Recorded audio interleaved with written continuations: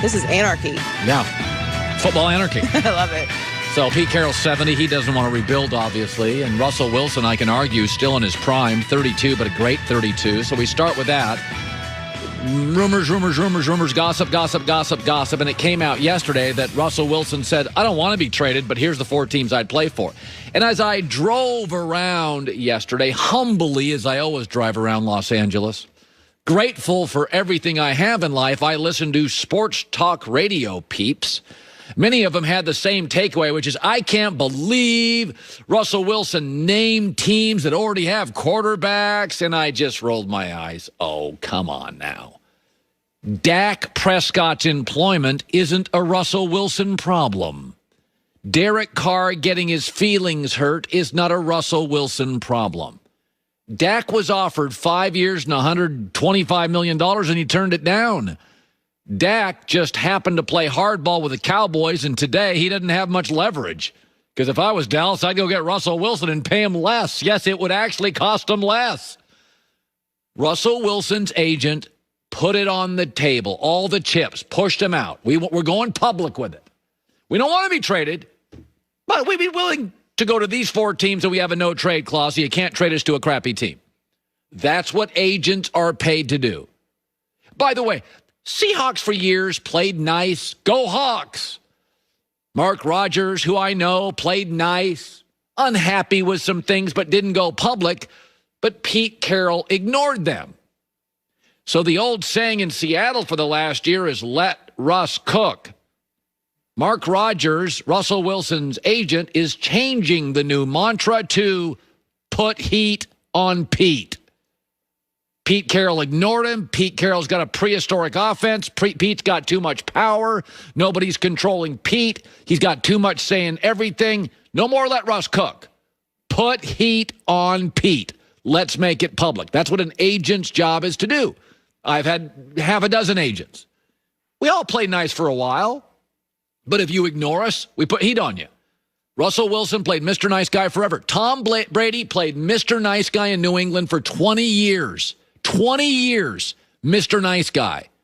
In the end, they took advantage of him. I used to criticize Andrew Luck, who I was a huge fan of. I loved Andrew Luck, but I'm like, stop always saying nice stuff. Your GM's incompetent. Your coach is not good enough. Your offensive line stinks. Put heat on management. I've been doing this for 30 years. I have seen management often in college sports, in pro sports, in television, in radio, take advantage of nice guys.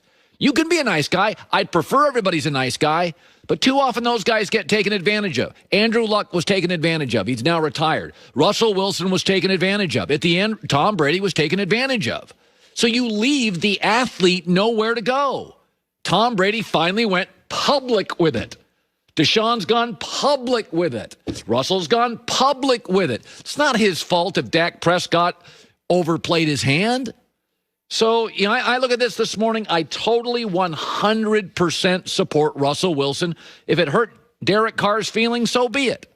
If it hurt Dak's feelings, so be it. I think Dak's overplayed his hand. I think he's a good quarterback who wants a great salary. I'd love to pay Dak somewhere between $28.5 and $31 million. He wants 37 or 38. That's Mahomes, Russell Wilson, Aaron Rodgers category. So, this I don't feel bad for all the other quarterbacks in this league. Brady played nice. Andrew Luck played nice. Russell Wilson, they played nice forever. They did it the right way, but when people ignore you and Belichick and Pete Carroll start ignoring you and the Houston dysfunctional Texans are ignoring Deshaun, you leave the employee no other route. It didn't have to get here. Didn't have to be there for Brady. Remember when Giselle said in the documentary, he just wants to go to work and be appreciated. Can you imagine winning 6 Super Bowls and not feeling appreciated? There was a time Joy and I were on the air and Belichick had to give Brady a game ball. We had footage of it. It was uncomfortable. It was uncomfortable, Belichick having to acknowledge, you were pretty good today, Tom. It doesn't have to get here. It's here because of egomaniacs, coaches, GMs, and owners not respecting the star player. All right, so it's very interesting. So 4 teams were mentioned by Russell Wilson and his agent. And those teams are the Cowboys, the Bears, the Raiders, and the Saints. And this is why the Cowboys is very interesting. Jerry Jones is 78 years old. It is virtually impossible with the new NFL to win a Super Bowl with a very good or good quarterback making great money. In fact, this morning I looked it up. The last 10 Super Bowl winning quarterbacks, they averaged about a 9 to a 10% cap hit, meaning they only take up about 9 to 10% of your cap. Brady last year was high. Now, he took a pay cut. He was almost 14. That's abnormally high. But in most instances, you look at it here. Russell Wilson won a title. He was 0.4% of the cap. Nick Foles, 0.9. The average is about 8, 9, 10%. Dak with a franchise tag is 20%. Russell Wilson goes to the Cowboys. He's less than 11%. So think about that. Jerry can get on the phone at 78. He wants a Super Bowl. I get a better quarterback for half the cap hit because Dallas won't have to pay that $13 million a year signing bonus. Don't have to pay it. Dallas also, this is interesting. Of all the teams that Russell Wilson mentioned, Dallas has the highest draft pick. The advantage is, of course, they could call Pete Carroll and say, okay, we'll give you Dak. We'll give you the number 10 pick. That's just a starting point. So Dallas got that higher pick in every round. Also, you don't have to deal with this weird franchise tag Dak dilemma. Not only would you pay Dak like $37 million this year, but if you tagged him again next year, you'd pay him $50 million. It'd be brutal. So, I mean, you get to this morning, you really get to a situation, and this is not anti-Dak, but it's almost a no-brainer. It's almost a no-brainer. I don't get into franchise tag hell. I get a better quarterback. I could say a more marketable quarterback. He's better, and he's cheaper. I mean, that's one of those things. Stephen Jones and Jerry Jones, I mean, you don't have to finish a coffee over it. You don't even have to call each other on the way to work. You could just text each other. Let's make a call. So, and I'm not anti-Dak at all. But Dak, I think we would all agree on this. Dak was offered a 5-year deal over $100 million. Okay, he has played his hand. His agent's been very aggressive. They believe Dak is worth more. That's fine. I mean, a lot of people in every business who have agents, entertainment, music, sports, whatever. You play the hand you think you have a right to play. I think, remember when Russell Wilson came out about a year ago and there were rumors he wanted to go to New York? He played his hand. Well, Seattle traded all these picks. They signed Russell. He had leverage. Dak's been doing the same thing. And I do believe Dak, I said this on the air to Joy, I think Dak had leverage a week ago. I absolutely do. Then this story comes out. Now he's got no leverage. So that's the downside to kind of playing your hardball hand, playing your leverage, because Dak had a ton of leverage until yesterday. And now it's like, oh, bruh, he don't have any leverage. I'm Jerry Jones. I make the call today. The question is, does Seattle like what Dallas can give them? Do they like the number 10 pick in several rounds this year? So that's where we are this morning.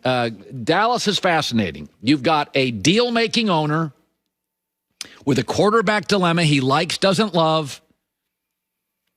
You've got a very good draft pick or multiple draft picks to give the Seahawks.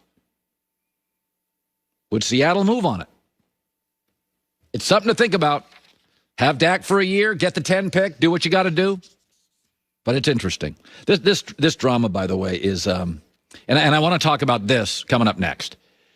So, listen, obviously, it doesn't matter if you have a baseball team or a football team or an NBA team.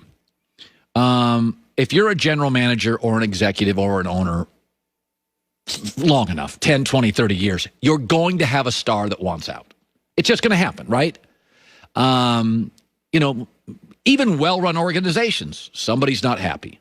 I mean, Dodgers are a great organization. Zach Greinke a few years ago wanted big money, and they weren't going to pay him, so he left. I mean, it's the reality of it. So Houston is making the Houston Texans are making the classic mistake, and I'm always amazed when there's a history of something that doesn't work, because the smartest people in any business read a lot. They're curious. They don't want to get burned. When they make the classic mistake, the Houston Texans with Deshaun Watson, I don't know why. We have multiple examples of what to do when a superstar wants out and what not to do, and they're doing what you never do, and that's coming up. What's the difference between a Mercedes-AMG skeptic and a Mercedes-AMG believer? A split second, that is all it takes. The time it takes to get inside an AMG for the first time, fire up the ignition, step on the gas, hear the gutsy engine roar, the time it takes for the magic to happen, for the penny to drop, for the lifelong love affair to begin. 1 second, you won't catch me behind the wheel of a 630 horsepower four-door coupe. A split second later, I don't ever want to get out. 1 second, why would I want a sedan that growls like a bear? Split second later, why would I not?